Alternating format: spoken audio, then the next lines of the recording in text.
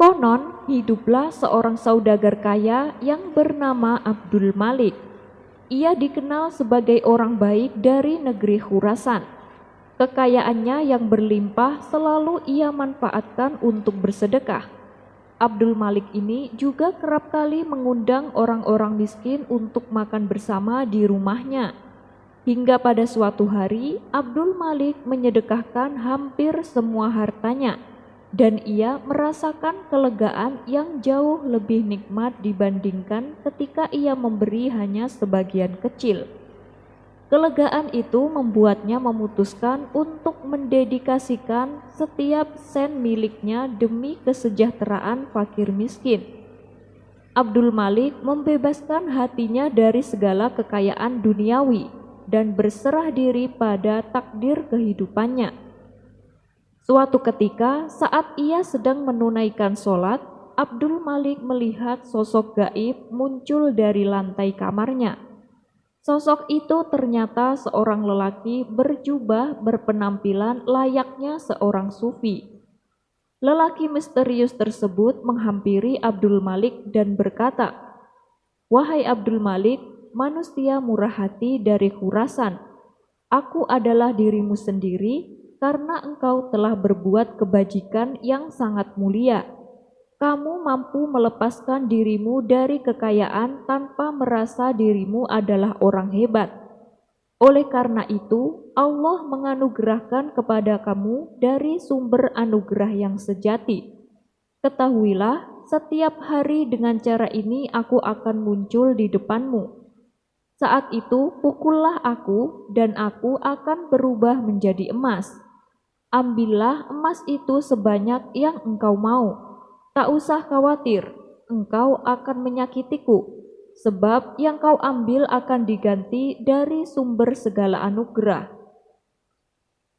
Setelah berkata demikian, sosok itu pun lenyap seketika.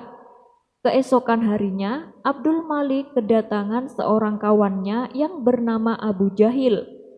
Saat mereka berdua sedang asyik berbincang-bincang, tidak lama kemudian, lelaki misterius kemarin yang berpenampilan sufi kembali muncul di hadapan Abdul Malik.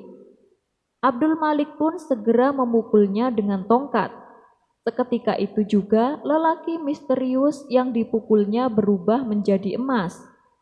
Abdul Malik lalu mengambil bagiannya dan juga memberikan emas kepada Abu Jahil. Melihat peristiwa yang menakjubkan tersebut, Abu Jahil hanya bengong dan terpana. "Sungguh luar biasa," gumam Abu Jahil tanpa mengerti kejadian sebelumnya. Abu Jahil mulai berpikir, alangkah gembiranya bila dirinya dapat melakukan keajaiban serupa. Abu Jahil mengetahui bahwa kaum sufi rata-rata punya kekuatan tertentu. Ia pun menyimpulkan bahwa ia hanya perlu memukul mereka untuk mendapat emas. Maka terbesitlah di benak Abu Jahil sebuah ide yang konyol. Ia mengadakan sebuah jamuan pesta makan yang hanya dihadiri oleh para sufi. Ketika para sufi ini sudah makan kenyang, Abu Jahil diam-diam mengeluarkan tongkat dan dengan tanpa ampun dihantamnya para tamu undangan hingga mereka tersungkur ke tanah. "Kenapa tidak berubah jadi emas?" batin Abu Jahil. Karena masih penasaran, Abu Jahil kembali memukuli mereka dengan tongkat. Tentu saja tingkah Abu Jahil ini membuat para sufi ketakutan. Mereka serempak kabur berlarian meninggalkan rumah Abu Jahil.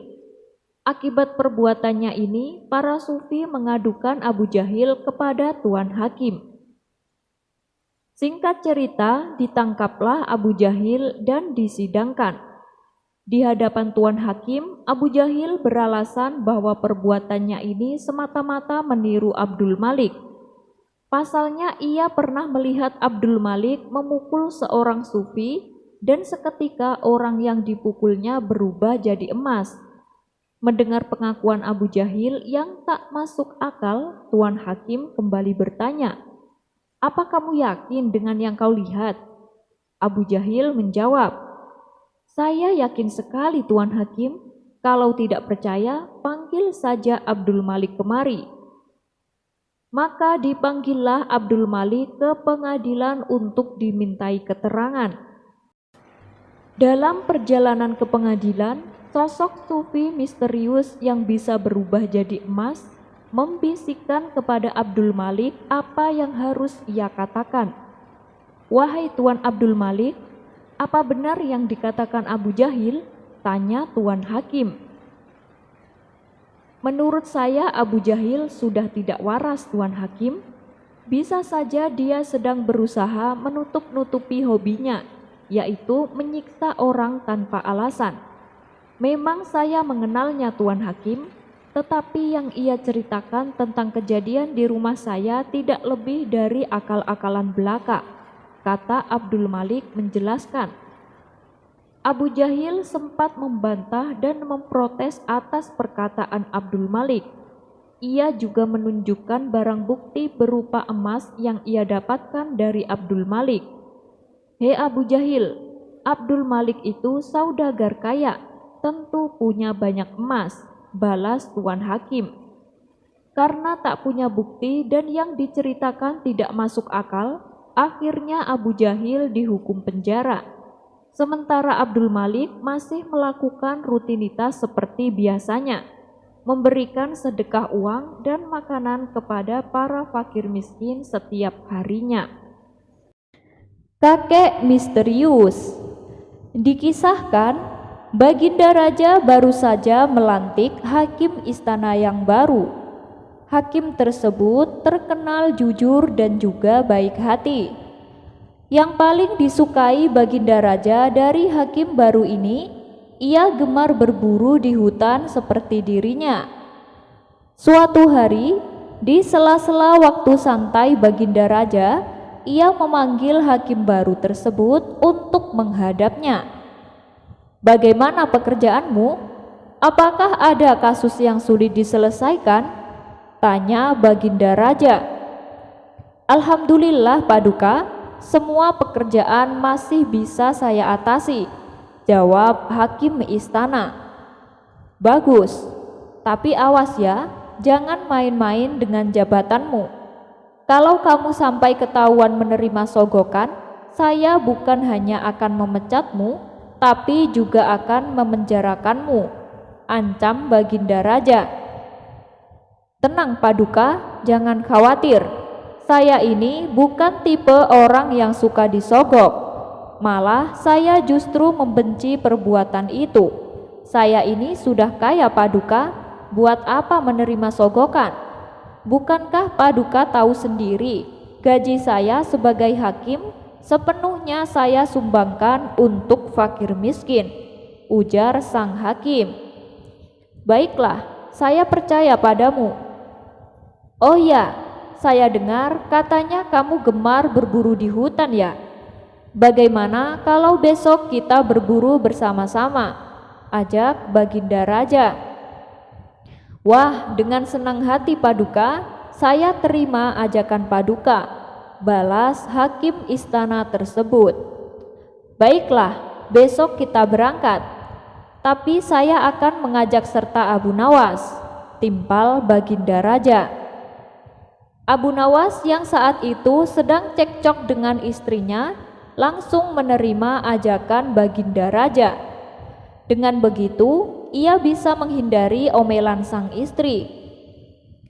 Dan singkat cerita, Abu Nawas, hakim istana, dan Baginda Raja pergi meninggalkan istana. Ketiganya memulai perjalanan menuju hutan. "Abu Nawas, apa kamu punya saran? Hutan mana yang akan kita tuju?" tanya Baginda Raja.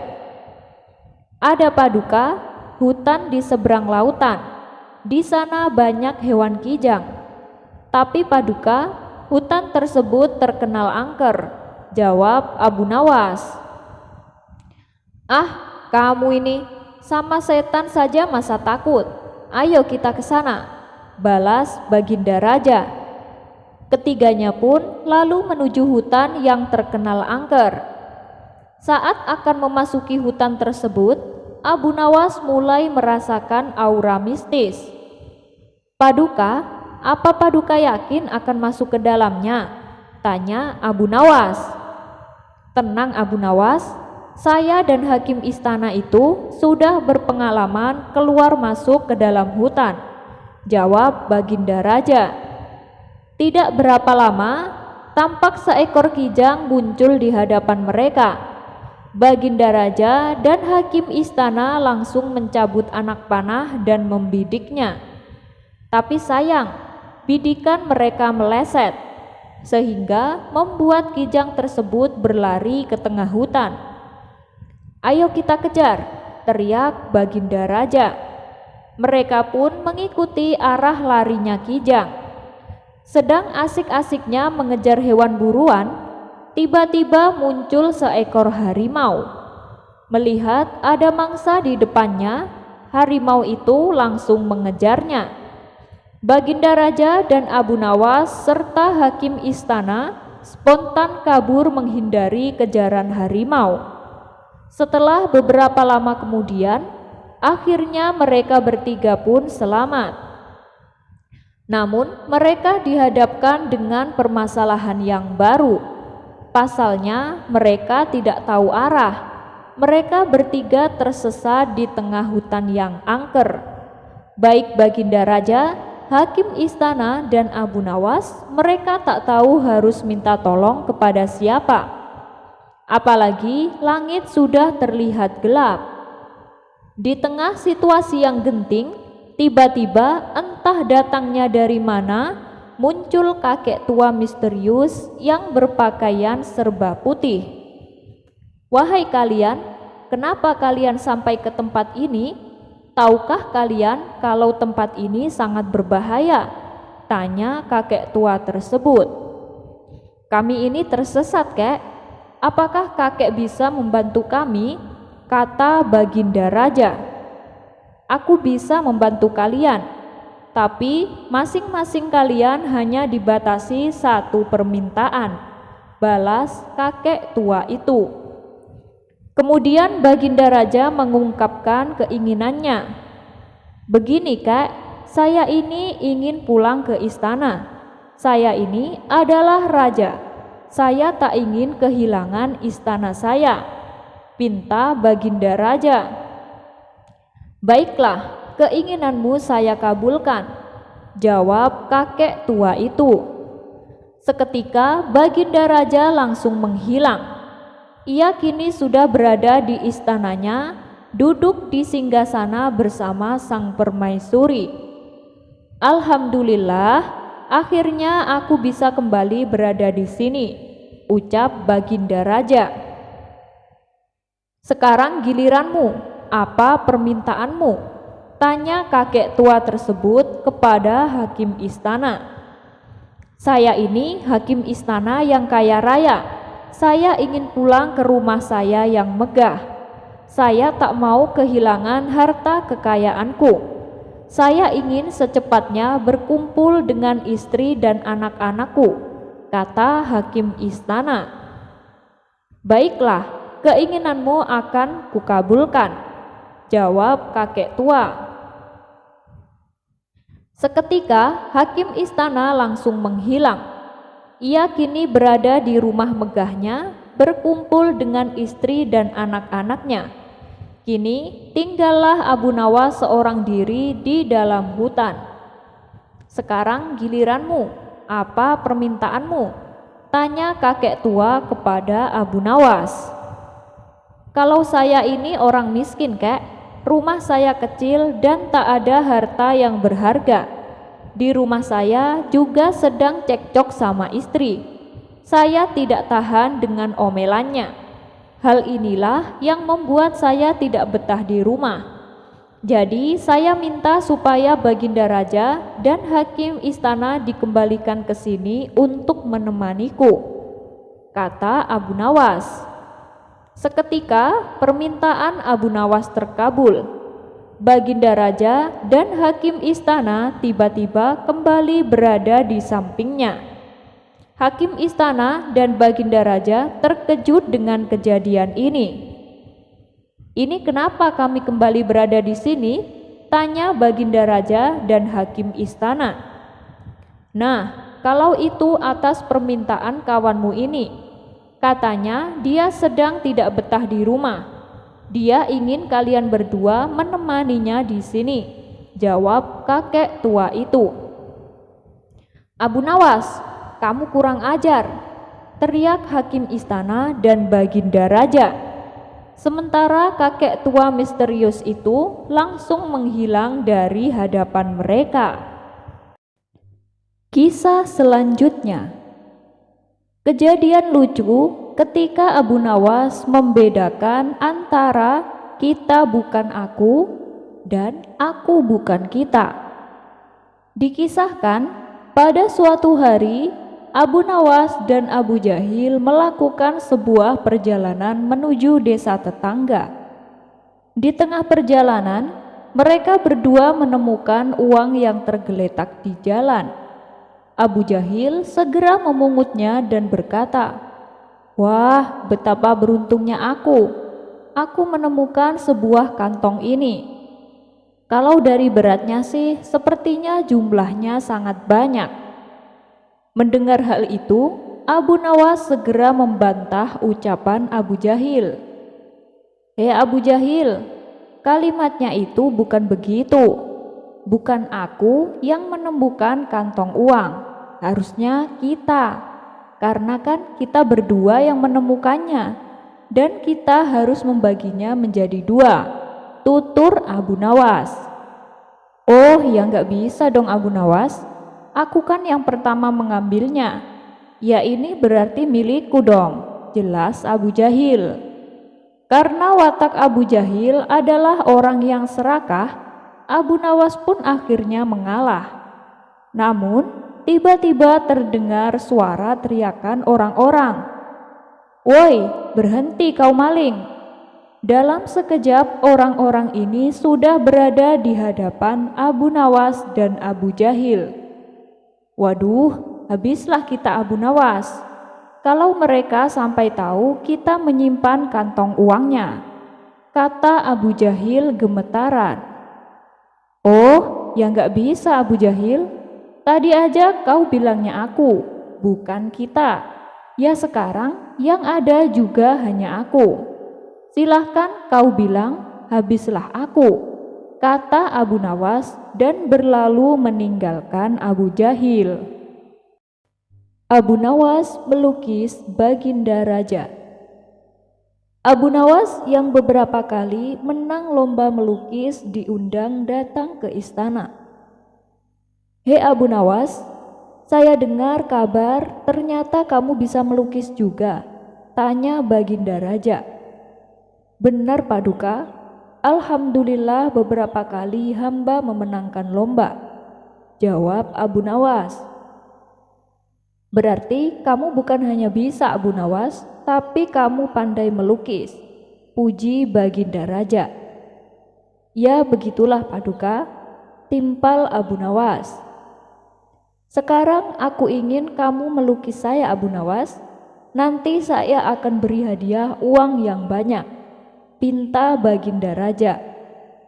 "Baik Paduka yang mulia, hamba siap melaksanakan titah Paduka," sahut Abu Nawas. Kemudian Baginda Raja duduk di singgasana dengan mengenakan jubah kebesarannya. Sementara Abu Nawas mulai fokus melaksanakan tugasnya, yaitu melukis Baginda Raja.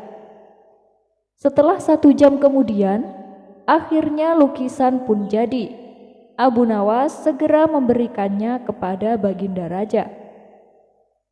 Melihat lukisan Abu Nawas, Baginda Raja seketika menjadi emosi, karena di lukisan tersebut Baginda Raja dilukis dalam keadaan telanjang, apalagi perut buncitnya sengaja digambar sangat jelas.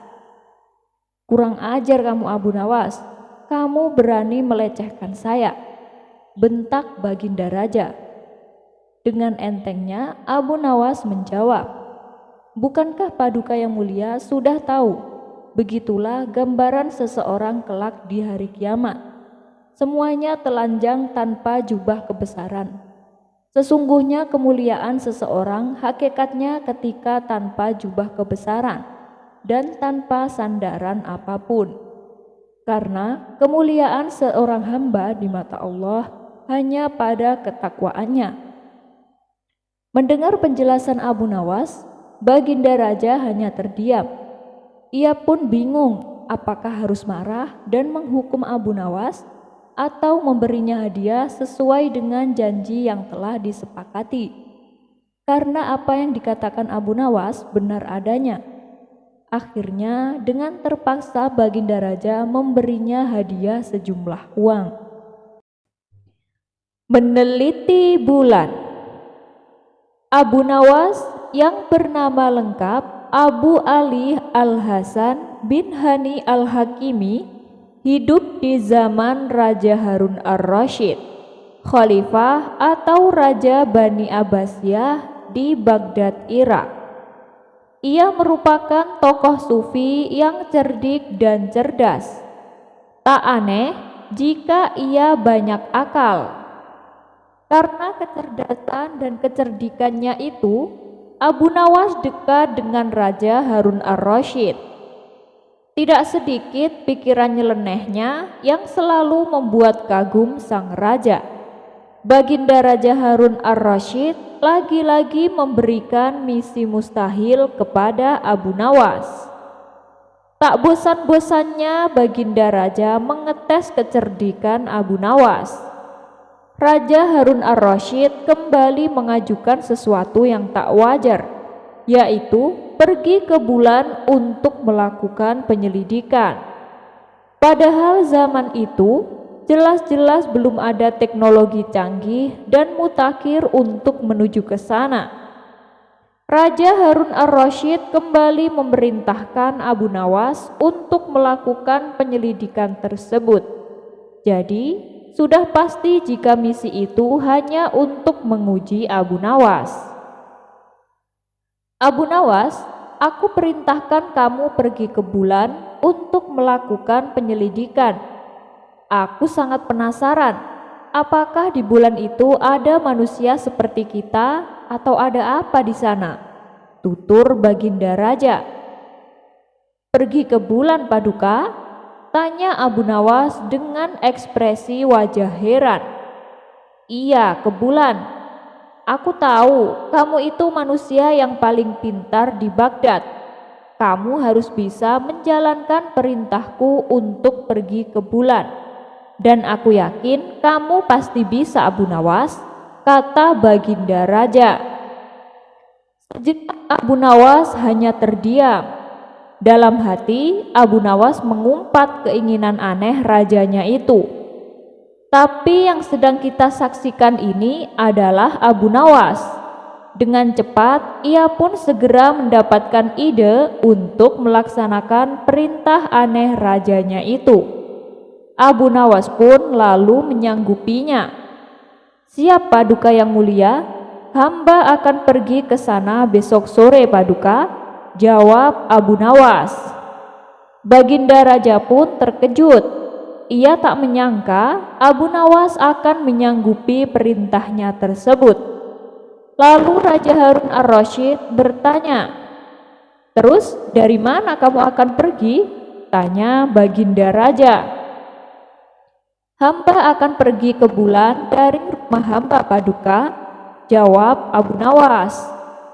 "Baiklah, besok aku akan pergi ke sana untuk melihat kamu pergi ke bulan," kata Baginda Raja. Dan malam itu Baginda Raja beserta para menterinya pergi ke rumah Abu Nawas. Ketika Raja dan para menterinya tiba di sana, Abu Nawas sudah tak ada di rumah. Mereka hanya bertemu dengan istrinya. "Di mana Abu Nawas?" tanya Raja Harun Ar-Rasyid. "Dia baru saja berangkat ke bulan, Paduka yang mulia. Dia berkata tidak akan lama dia kembali," jawab istri Abu Nawas. "Wah, bagaimana cara Abu Nawas pergi ke bulan?" tanya salah satu menteri penasaran.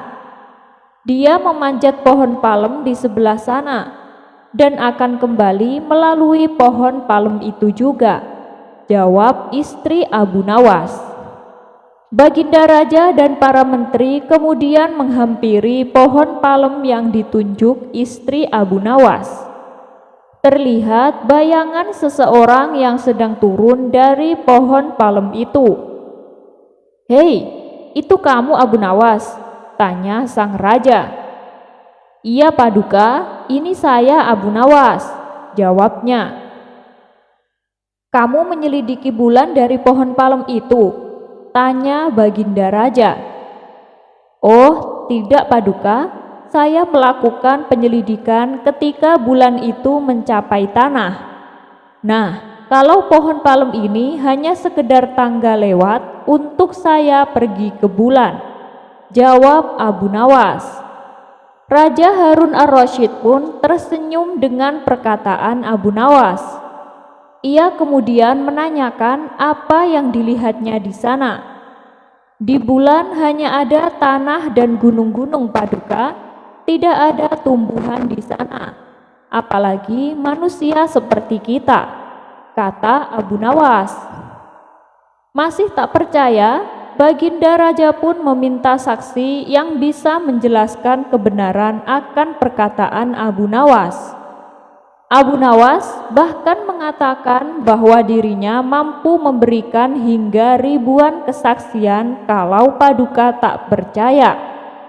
"Saya punya banyak saksi, bukan hanya satu atau dua saksi, tapi ribuan saksi Paduka," sambung Abu Nawas.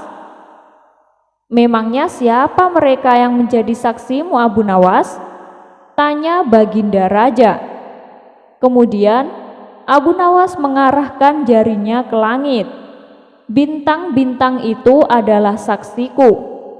Jika Paduka tak mempercayaiku, silahkan Paduka bisa menanyakan langsung kepada mereka," kata Abu Nawas dengan yakin.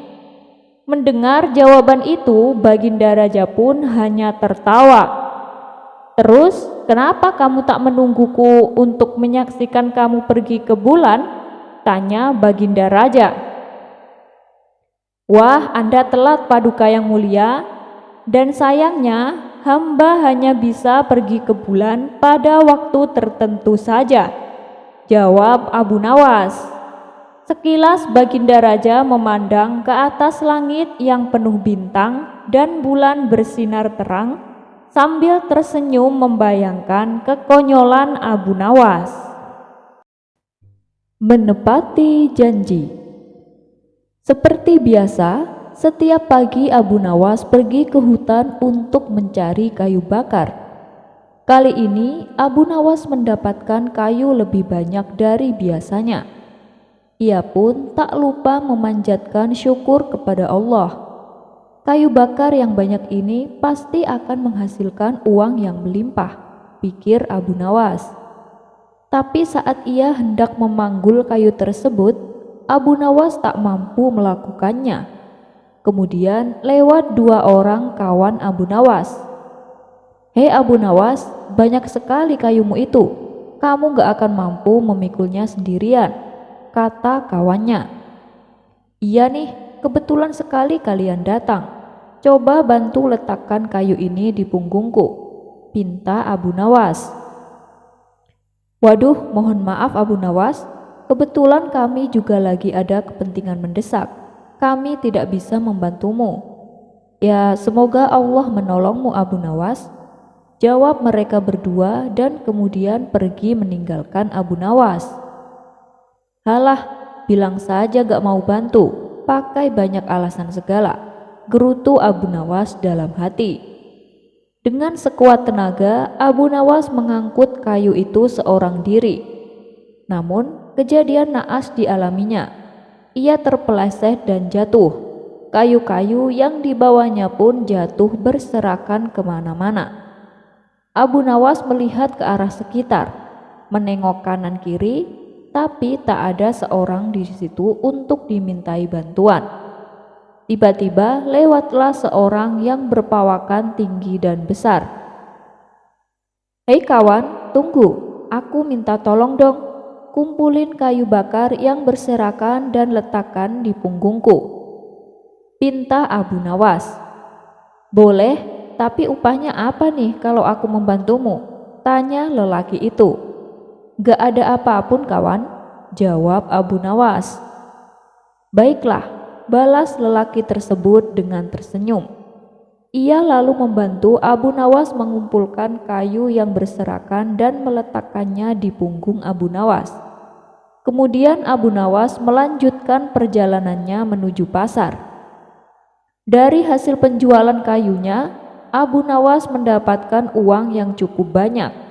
Saat ia hendak pulang, tiba-tiba ia dihadang lelaki yang telah menolongnya.